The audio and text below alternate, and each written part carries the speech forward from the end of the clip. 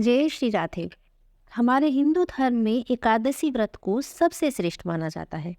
मान्यता है कि इस व्रत को रखने वाला व्यक्ति सब प्रकार के पापों से मुक्त हो जाता है और साथ ही पितरों को और उसकी आने वाली पीढ़ियों को भी उसका फल प्राप्त होता है।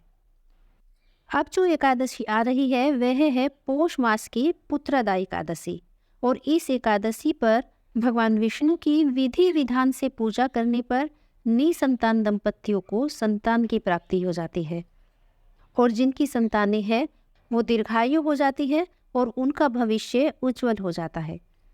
तो आइए आज की इस वीडियो में आपको बताती हूँ कि साल 2024 में पौष पुत्रदा एकादशी कब है, इसका व्रत कब रखना है, हरिवासर का समय कब से कब तक है और पारण का समय कब है और इस व्रत के कुछ अनिवार्य नियमों के बारे में भी।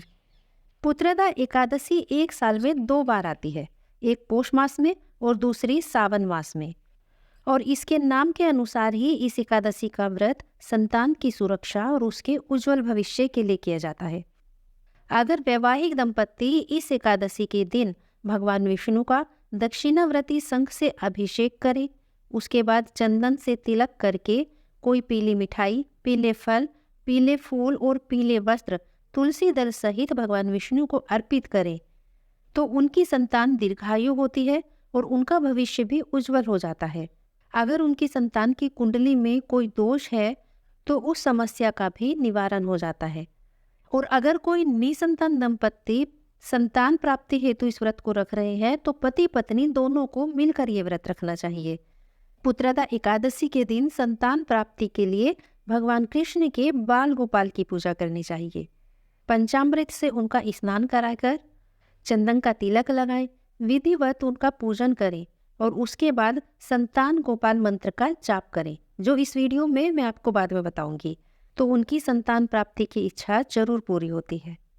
एकादशी के दिन तुलसी जी की पूजा भी जरूर करनी चाहिए। कहते हैं जिस घर में तुलसी जी की पूजा नियम पूर्वक प्रतिदिन होती है उस घर में भगवान विष्णु और माता लक्ष्मी का सदैव वास रहता है। पुत्रदा एकादशी का व्रत रखा जाएगा 21 जनवरी को और 20 जनवरी को दशमी के सभी नियमों का पालन किया जाएगा। एकादशी के दिन भगवान विष्णु के भोग के लिए आप तुलसी दल दशमी तिथि को ही तोड़कर रख लें, क्योंकि एकादशी पर तुलसी दल तोड़ना वर्जित होता है। स्त्रियां सर से स्नान भी दशमी तिथि को ही कर लें, क्योंकि एकादशी के दिन सर से स्नान नहीं किया जाता। इसके साथ ही दशमी तिथि को सूर्यास्त से पूर्व भोजन करें और शुद्ध शाकाहारी भोजन ही करें।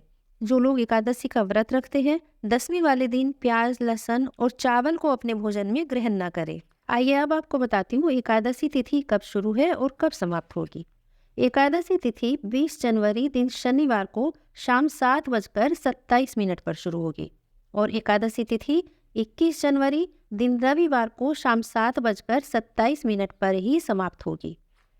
उसके बाद 21 जनवरी दिन रविवार शाम 7:28 से द्वादशी तिथि शुरू हो जाएगी, जो 22 जनवरी दिन सोमवार को शाम 7:52 पर समाप्त होगी। तो 21 तारीख को सूर्योदय के समय भी एकादशी रहेगी और उसके बाद पूरा दिन एकादशी का ही पुण्यकाल रहेगा।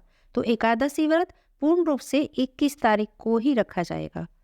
22 तारीख को द्वादशी तिथि में हरिवासर का समय रहेगा सुबह 2 बजे तक और एकादशी व्रत के पारण का शुभ समय रहेगा 22 तारीख दिन सोमवार को सुबह 7:13 से 9:50 तक।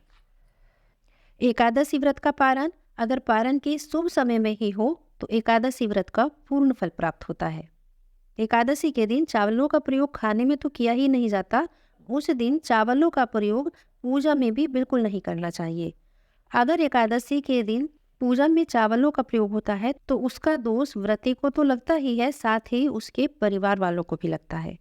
दशमी और द्वादशी इन दोनों तिथियों को भी शुद्ध शाकाहारी भोजन ही ग्रहण करना चाहिए। एकादशी के दिन अगर हो सके तो निर्जला उपवास रखना चाहिए और अगर आप निर्जला उपवास नहीं रख सकते तो केवल जल पीकर ये उपवास रखें। जिनकी सामर्थ्य जल पीकर उपवास रखने की नहीं है वो फल ग्रहण कर सकते हैं। कहने का मतलब ये है कि एकादशी के व्रत में जितना कम से कम हो सके उतना कम से कम ग्रहण करना चाहिए और एकादशी को शाम को फलाहारी लेने से पहले कुछ ना कुछ दान जरूर करना चाहिए। उसमें आप अन्न या फिर पका हुआ भोजन, वस्त्र कुछ भी हो सकता है, जो भी आपकी श्रद्धा। आइए अब आपको बताती हूँ संतान गोपाल मंत्र। देवकी सुत गोविंद वासुदेव जगतपते, देहि में तन्यम कृष्ण तवा महम शरणम गतः। पुत्रदा एकादशी के दिन भगवान कृष्ण के गोपाल स्वरूप के सामने इस मंत्र का जाप करने से निसंतान को संतान की प्राप्ति होती है और संतानवानों के संतानों से जुड़ी हर समस्या का निवारण हो जाता है। उम्मीद है आपको ये जानकारी पसंद आई होगी। अगर आपको ये जानकारी पसंद आई हो तो इस वीडियो को लाइक और कमेंट्स करना मत भूलिएगा। और पुत्रदा एकादशी की व्रत कथा सुनने के लिए अगर आपने इस चैनल को अभी तक सब्सक्राइब नहीं किया है तो जरूर कीजिएगा। हरे कृष्णा, राधे राधे।